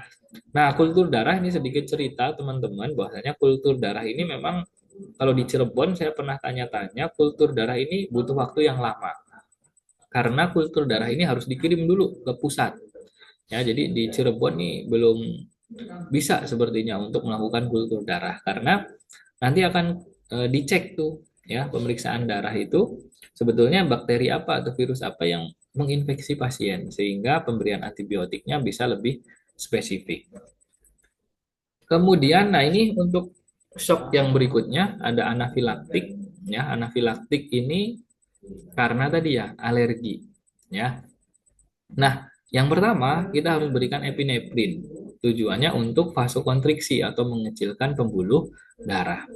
Dan efek lainnya apa? Ya, menekan produksi histamin. Ya, histamin ini agen bukan agen infeksi, respon tubuh terhadap infeksi itu biasanya munculnya histamin. Ya, makanya ini yang perlu ditekan. Biar apa? Biar pasiennya itu tidak terlalu banyak gejala. ya. Sebetulnya kalau teman-teman terjadi infeksi atau lagi sakit, ini produksi histaminnya muncul, ya. Nah, makanya yang tadi bisa menyebabkan demam, nggak enak badan, dan lain sebagainya. Nah, ini dengan pemberian epinefrin selain sebagai vasokonstriksi, itu juga bisa menekan efek dari histamin. Nah, karena alergi tadi, ya, histamin itu benar-benar harus ditekan produksinya, ya, karena histamin ini merespon ya ketika ada agen ataupun ada hal yang asing di dalam tubuh kita itu nanti akan memicu pelepasan histamin ini. Nah, histamin ini harus diblok karena alergi tadi, ya, biar reaksinya itu tidak terlalu parah. Ya, ada obat-obatan. Biasanya kalau yang ringan-ringan itu kan ada cetirizine dan lain sebagainya. Ini karena kondisinya shock. Nah, ini kita rekomendasinya yang diphenhydramine, ya, yang levelnya tinggi lah ya pokoknya untuk memblok produksi atau pelepasan histamin akibat reaksi alergi. Kemudian sama nih pertahankan airway ya. Terkadang kita juga butuh nebulizer ya. Misal kalau pasiennya ternyata sampai sesak napas gara-gara alergi ya. Kemudian ada sumbatan jalan napas ya. Itu kita bisa berikan nebulizer. Kemudian bisa juga dipertimbangkan intubasi ya. Kalau misalkan tadi sampai terjadi sesak napas berat, ternyata jalan napasnya ketutup. Nah, itu bisa dipertimbangkan untuk dilakukan intubasi. Nah, ini beberapa tindakan. Ya, kalau di IGD kemarin ini ya, ada krikotirodotomi untuk airway manajemennya, atau pertimbangan ini, pemasangan endotracheal tube atau ETT, ya, intubasi endotracheal. Yang selanjutnya, shock neurogenik. Nah, neurogenik ini berkaitan dengan fungsi saraf, maka yang pertama harus dilakukan, perhatikan ada tidak cedera servikal. Kalau ada cedera servikal, segera kontrol servikal ya, pemasangan servikal nekolar ya. Jadi stabilisasi area leher ya. Kemudian nih yang kemarin saya maksud, kalau misalkan ada cedera servikal, ngangkatnya gimana sih Pak? Nah, ini pakai LSB. Jadi pakai tandu yang rigid, yang keras gitu ya. Kemudian kita bisa memberikan obat-obatan vasopresor yang fungsinya untuk mempertahankan tekanan darah dan perfusi organ. Nah, ini ada penilepin ya untuk yang vasopresor pada pasien-pasien dengan shock neurogenik. Kemudian bisa pilihan lain ya untuk mengatasi bradikardi itu bisa atropin ya diberikan. Kemudian hati-hati tadi ya, kalau pada pasien-pasien neurogenik itu sebetulnya cairan terkadang tidak masalah ya. Jadi hipotensinya itu muncul bukan karena kehilangan cairan, maka pemberian cairannya itu perlu diperhatikan. Sama seperti yang kardiogenik tadi. Kardiogenik itu juga sebetulnya terkadang bukan karena kehilangan cairan, tapi karena pompanya ya. Maka dalam pemberian cairannya juga harus diperhatikan, harus hati-hati. Pantau terjadinya hipotermia akibat disfungsi hipotalamus, misalkan ada pasien-pasien dengan cedera kepala, ya. Nah, ini harus diperhatikan hipotermia. Kemudian cegah kerusakan sekunder spinal cord ya akibat pelepasan mediator kimia dengan cara apa? Dengan cara kita memberikan metilprednisolon. Jadi ini bisa dilakukan injeksi metilprednisolon. Kemudian yang selanjutnya adalah shock obstruktif. Nah, shock obstruktif ini tadi ya biasanya ini karena pompa jantung itu fungsinya itu tertekan atau ada kompresi ya. Maka kita harus mengenali penyebabnya ya. Makanya kemarin ya kalau misalkan ada tension maka kita harus segera tuh pasang needle dekompresi. Ada temponat, nah berarti kita harus injeksi nih di area perikardiumnya ya. Ada emboli paru, maka kita harus segera perbaiki fungsi sirkulasi jantung yang sebelah kiri. Nah, ini untuk shock obstruktif kita harus kenali penyebab utamanya ya untuk mengatasi shock obstruktif ini. Gitu ya. Kemudian yang banyak kita akan bahas mungkin yang berkaitan dengan kehilangan darah. Ini ada apa tadi? Shock hipovolemik ya, khususnya yang hemoragik ya. Nah, hemoragik ini berarti kehilangan darah. Nah, ini ada beberapa kelas ya yang berdasarkan referensi. Jadi nanti kelas 1, 2, 3, dan 4. Kehilangan darahnya 15%, 15 sampai 30%, 30 sampai 40%, atau lebih dari 40%. Nah, kehilangan darahnya yang seperti apa sih? Kelas 1 itu kurang lebih 750 mili darah yang hilang. Kelas 2 750 sampai 1.500. Kelas 3 1.500 sampai 2.000. Kelas 4 2.000 atau lebih. Nah, ini masuk kelas 4. Nah, ini gambaran ya frekuensi nadinya ya. Bisa jadi normal, bisa jadi mulai meningkat, semakin meningkat semakin tinggi untuk nadinya, frekuensi nadinya. Tekanan darah bisa normal, normal, kelas 1, kelas 2 ini bisa ditemukan normal. Mulai kelas 3 ini sudah menurun hipotensi dan hipotensi gitu ya. CRT, nah ini CRT mulai melambat, frekuensi napas mulai cepat ya. Kemudian ekstremitas ya mulai pucat dan juga bisa sampai teraba dingin. Kemudian produksi urin mulai terjadi penurunan produksi urin ya. Kemudian status mental atau kesadaran ini sudah mulai ada penurunan ya, semakin gelisah, agresif ya. Kemudian bahkan sampai kondisinya tuh somnolen ya, kebingungan, soporo koma gitu ya. Itu bisa terjadi pada pasien-pasien dengan shock hemoragik atau shock hipovolemik yang akibatnya itu karena kehilangan darah atau cairan. Kemudian, nah ini pergantian cairannya tadi ingat ya, 3:1 ya. Rekomendasinya apa? Untuk kelas 1 dan kelas 2 ini cukup kristaloid. Untuk kelas 3 ini kristaloid plus produk darah. Untuk kelas 4 kristaloid juga plus produk darah. Tujuannya apa? Tujuannya adalah untuk segera mengembalikan darah yang hilang tadi. Ya, karena kalau hanya cairan saja kan nggak ada HB-nya. Ya, HB-nya itu kan padahal penting untuk transport oksigen di dalam tubuh. Kalau tidak dibarengi dengan produk darah, hanya cairan saja, maka yang membawa oksigen atau HB-nya tadi itu yang kurang tetepan gitu ya. Makanya untuk yang kehilangan darah ya, shock hipovolemik akibat kehilangan darah atau bisa kita bilang shock hemoragik, ini khususnya untuk kelas 3 dan 4 itu bisa dibarengi dengan pemberian produk darah. Nah, cara ngitungnya gimana? Nah, ini cara ngitungnya gimana? Berapa persen? Ya. Nah, cara ngitungnya begini teman-teman. Ya, jadi tentukan pertama EBV. EBV itu rumusnya apa?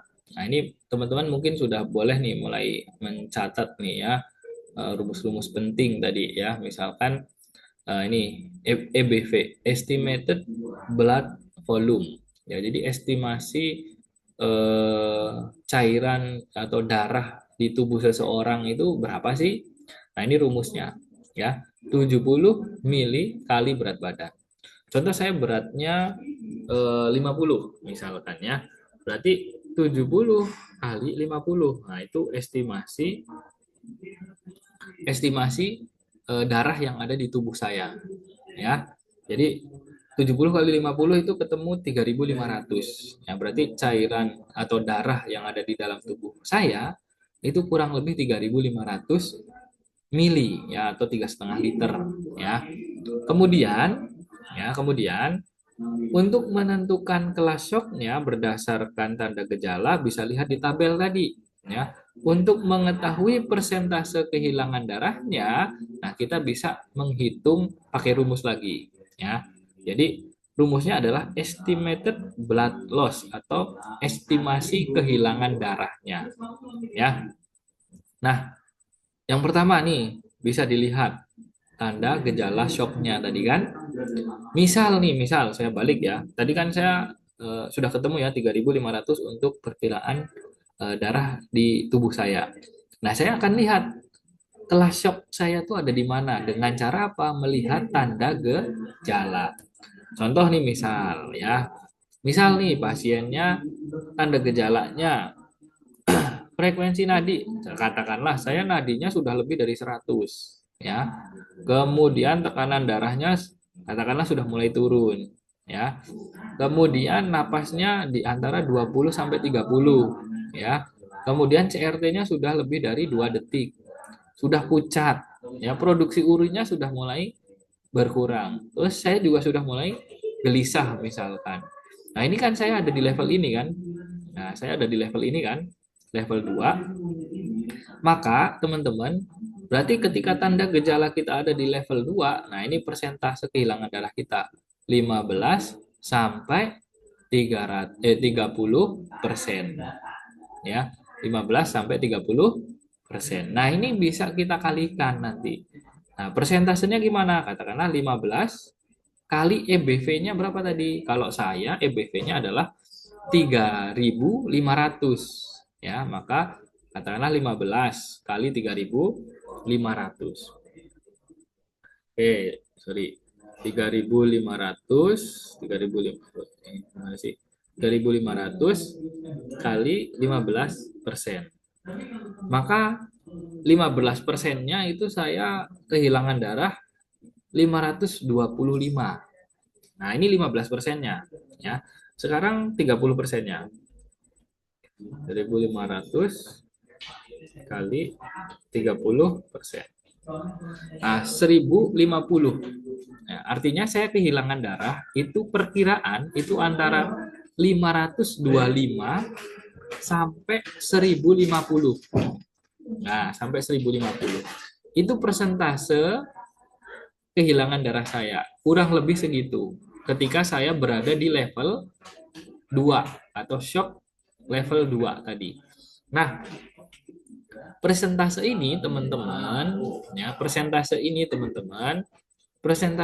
kita bisa hitung ketika sorry. Presentasi ini bisa kita hitung teman-teman ya ketika misal perdarahannya itu sifatnya internal. Jadi kita nggak bisa lihat tuh berapa sih kehilangan darahnya karena posisinya perdarahan internal.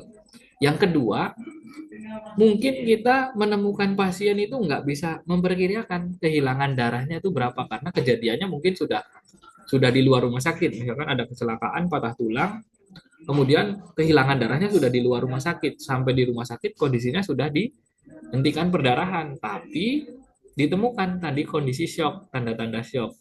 Nah, itu teman-teman bisa menggunakan perkiraan ini. Tapi kalau teman-teman bisa memperkirakan, wah ini kelihatan nih darahnya yang ngucur kurang lebih 500 mili. Nah, itu teman-teman langsung saja lihat ini kehilangan darahnya. Perkiraan kehilangan darahnya berapa? Begitu ya. Jadi teman-teman ya, ketika teman-teman bisa melihat kehilangan darahnya, teman-teman cukup lihat yang ini ya, cukup lihat yang ini, kehilangan darah.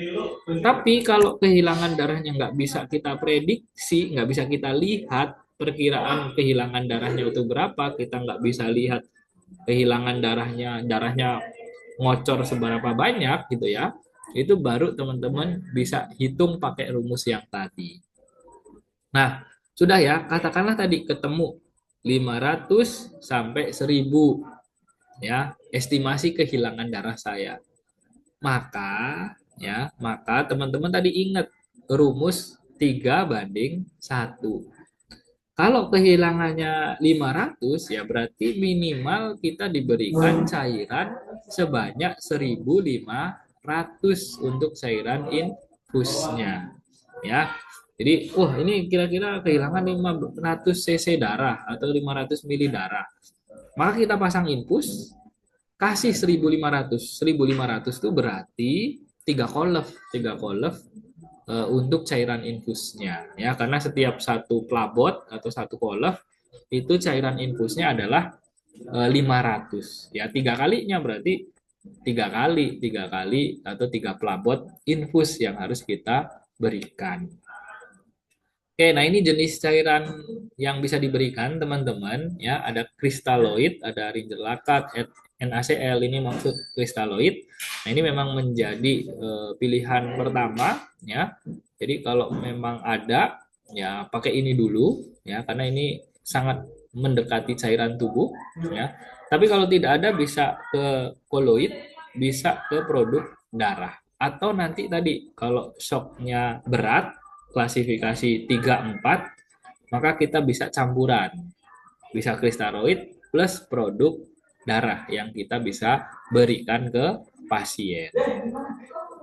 Nah, ini juga ada beberapa referensi ya, rekomendasi ketika estimasi kehilangan darahnya 1.000.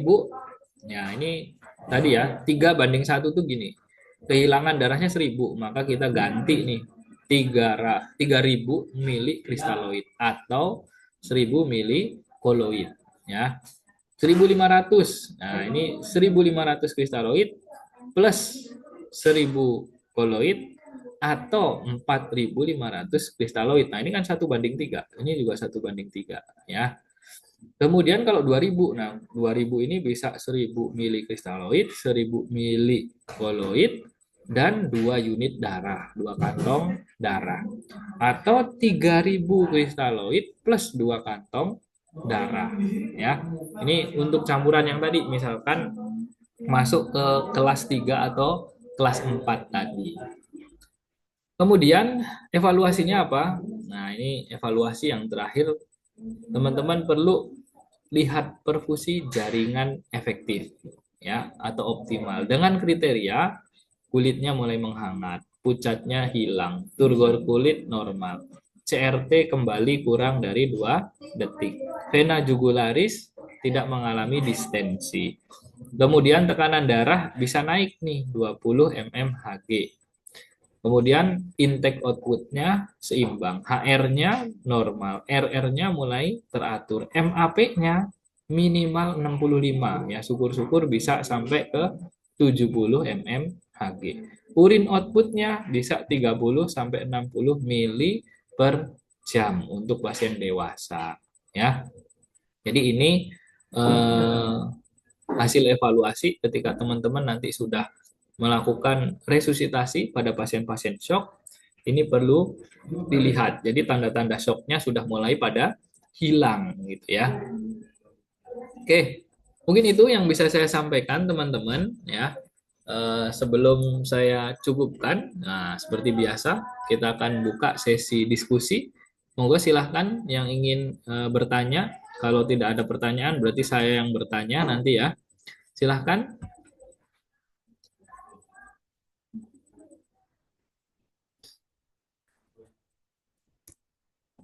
Ayo silahkan teman-teman.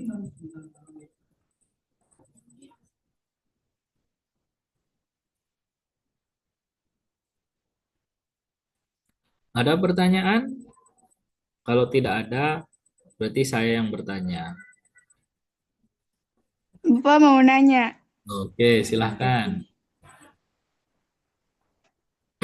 Bapak kan tadi tuh contoh dari rumus cairan itu EBV-nya tuh kan contohnya kayak berat badannya 50 Hmm, dikali 70 kan berarti 3.500. ya, Ada nggak betul. sih Pak kayak pasien pas di apa di EBV-nya tuh kan 3.500. Nah, tapi tuh pas nentuin kelas syoknya itu ternyata si pasien tuh malah masuknya itu ke kelas yang 3 gitu Pak. Itu kan ke darahnya cuma 1.500 sampai 2.000 Pak. Gimana tuh Oke, Pak? oke. Nah, ini mungkin masih pada bingung ya terkait dengan tabel ya. Nah, ini saya ulangi lagi yang tabelnya.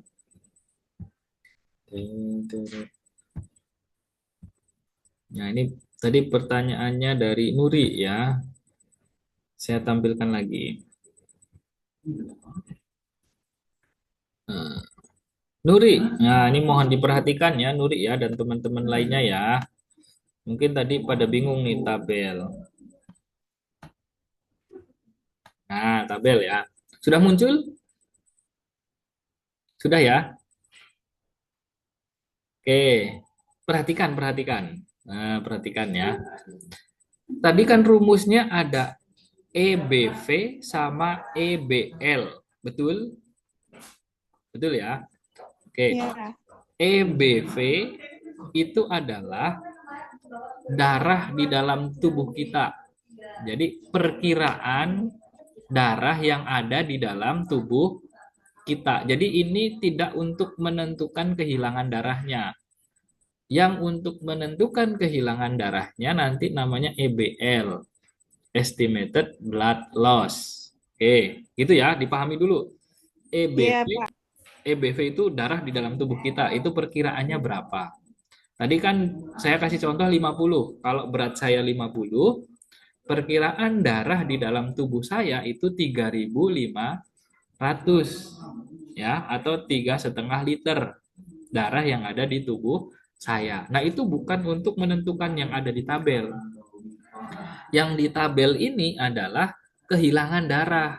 Nah, kehilangan darah yang dimaksud itu tadi saya sampaikan, ketika teman-teman bisa menghitung darah yang keluar langsung dikira-kira, ya, itu teman-teman untuk menentukan kelas ini cukup langsung lihat poin ini saja, poin kehilangan darah.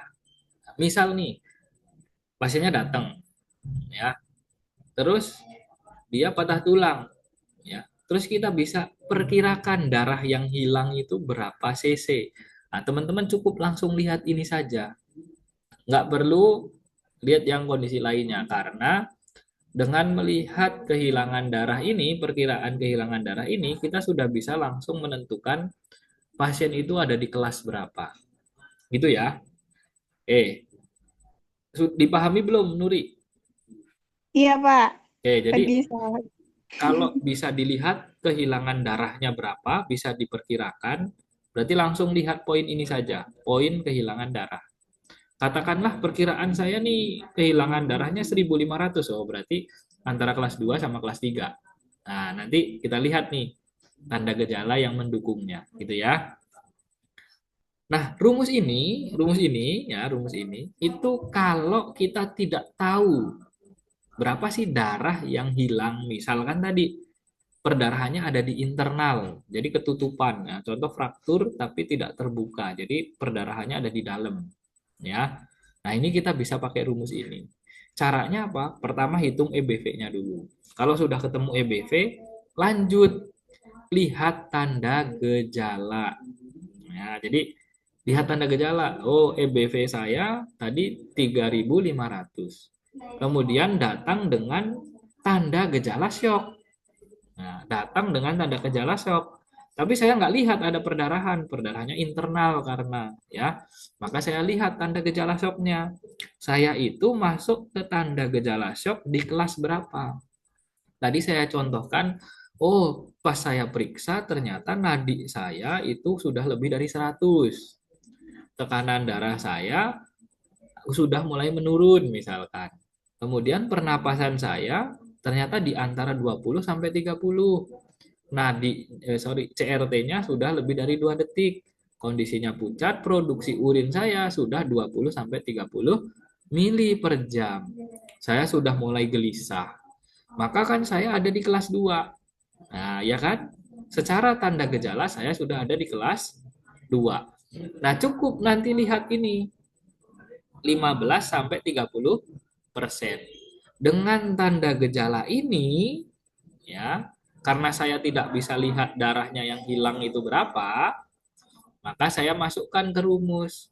Saya ada di kelas 2. Kelas 2 itu 15 sampai 30% kehilangan darah. Nah, karena saya tadi sudah tahu EBV saya, EBV-nya tadi 3.500, maka dikalikan 15% kali EBV dulu. Nah, tadi 15% itu ketemunya adalah 525 kalau 15%. Tapi kalau 30% itu adalah 1050. Nah, berarti estimasi kehilangan darah saya dengan tanda gejala tadi itu adalah 525 sampai 1050. 50 seperti itu. Nah, nanti kalau sudah ketemu itu, ya berarti kan estimasi kehilangan darah saya antara 500 sampai 1000 lah ya katakanlah. Maka tadi ingat rumus 3:1 ya. Minimal kita gantikan dulu 500. Nah, 500 berarti tiganya. Berarti diganti cairan infus sebanyak 1.500. Nah, itu caranya seperti itu, Nuri. Jadi bukan berarti tadi kan Bapak 3.500, tapi mungkin nggak di kelas berikutnya. Nah, tabel itu sebetulnya tidak dilihat dari EBV, tapi dari EBL. Seperti itu. Begitu, Nuri. Ada pertanyaan? Sudah jelas atau belum? Sudah jelas, Bapak. Terima kasih. Oke.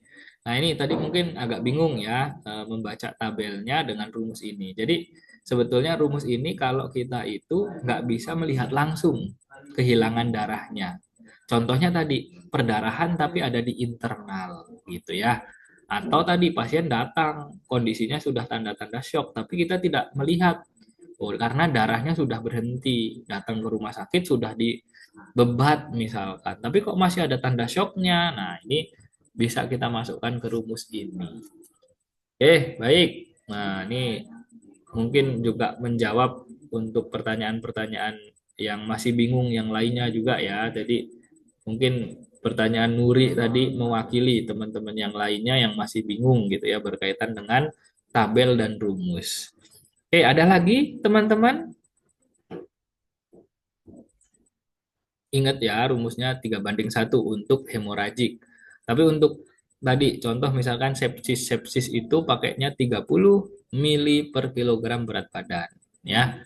Jadi diperhatikan 3:1 ini concern untuk yang hemoragik ya khususnya. Oke, ada lagi pertanyaan teman-teman?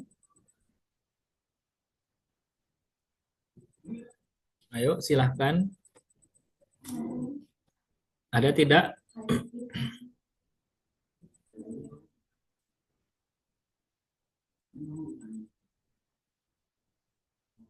Silahkan.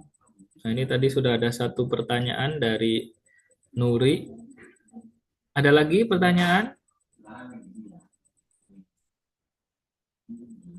Tidak ada? Baik, kalau tidak ada pertanyaan berarti saya yang bertanya ya. Jadi teman-teman, ya ini pertanyaan untuk semuanya, ya pertanyaan untuk semuanya. Jadi teman-teman silahkan, sorry, teman-teman silahkan bisa di screenshot, ya bisa di screenshot. Jadi ini ada PR untuk teman-teman untuk kasusnya, ya. Silahkan bisa di screenshot. Ini sudah muncul ya di layar masing-masing. Ya, silahkan bisa di screenshot. Oke. PR-nya adalah teman-teman silahkan hitung pertama estimasi volume darah pasien. Berapa perkiraan kehilangan darah pasien yang dialami oleh pasien? Apa jenis cairan yang diberikan untuk resusitasi? Dan berapa banyak cairan yang diberikan untuk resusitasi? Nah, silahkan ini di screenshot. Ini PR untuk semuanya. Ya, silahkan nanti ditulis. Ya, tulis secara manual. Ya, saya minta ditulis secara manual. Kemudian difoto. Nah, nanti silahkan saya akan berikan link. Ya, berikan link untuk mengumpulkan jawabannya. Maksimal dikumpulkan hari ini jam 20.00, jam 8 malam ya. Jadi silahkan di screenshot teman-teman semuanya ya. Nanti saya akan buat link untuk mengumpulkan ya. Maksimal dikumpulkan jam 20.00. Yang lewat dari jam itu maka penilaiannya kosong ya. Jadi ini PR untuk materi ini ya. Jadi silahkan di screenshot ya. Ada 4 pertanyaan yang harus dikerjakan. nanti ditulis tangan saja, kemudian difoto. Kalau sudah difoto nanti diupload ya ke link yang saya sudah sediakan nanti. Maksimal jam 8 malam hari ini. Yang lewat dari hari ini maka tidak dapat nilai, gitu ya. Oke. Sudah di screenshot semuanya, teman-teman? Sudah. Sudah ya, sudah di Sudah, Pak. screenshot semuanya ya. Nah, ini PR-nya ya tadi sebetulnya makanya saya tidak buka pertanyaan lagi karena sebetulnya tadi sudah ditanyakan oleh Nuri ya dan sejalan sama PR-nya ya. Jadi silahkan ini di screenshot, ditulis tangan mengerjakannya, kemudian nanti diupload ya. Oke, mungkin itu yang bisa saya sampaikan untuk materi pada sore hari ini ya. Cukup banyak ya jenis-jenis shock dan lain sebagainya dan itu penanganannya tadi ya berdasarkan jenis atau penyebab shocknya ya. Jadi teman-teman melakukan penata laksanaan shock kita harus tahu dulu jenis shocknya itu apa, penyebabnya apa agar penata laksanaan kita sesuai dengan kondisi shocknya. Oke, mungkin itu yang bisa saya sampaikan. Terakhir saya mengingatkan untuk besok kita agendanya adalah praktikum ya. Untuk materinya nanti saya akan share ya. Untuk materinya besok adalah balut bidai ya. Jadi kita akan belajar melakukan balut bidai ya pada pasien-pasien dengan tadi kondisi fraktur ataupun kondisi perdarahan. Oke, mungkin itu yang bisa saya sampaikan, teman-teman. Terima kasih atas kehadirannya. Saya minta kita dokumentasikan dulu ini karena cukup banyak yang tidak hadir ya. Jadi saya akan dokumentasikan biar kita bisa tahu yang hadir dan yang tidak hadir.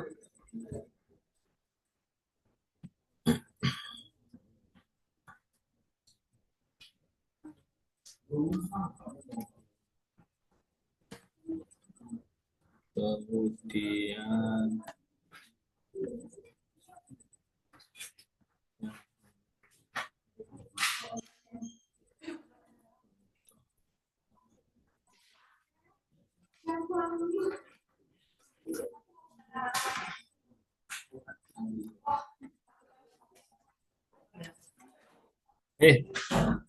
sudah. Mungkin itu yang bisa saya sampaikan. Silahkan nanti PR-nya dikerjakan dengan baik. Kemudian untuk besok saya mengingatkan praktikum ya, materinya balut bidai. Nanti saya akan kirimkan untuk materinya. Seperti biasa ada pretest ya, jadi mohon dimaksimalkan untuk pretestnya. Mungkin itu yang bisa saya sampaikan. Saya cukupkan untuk pertemuan pada sore hari ini. Bila taufik wal hidayah. Assalamualaikum warahmatullahi wabarakatuh. Waalaikumsalam warahmatullahi wabarakatuh. Terima kasih, Bapak. Terima kasih, Bapak.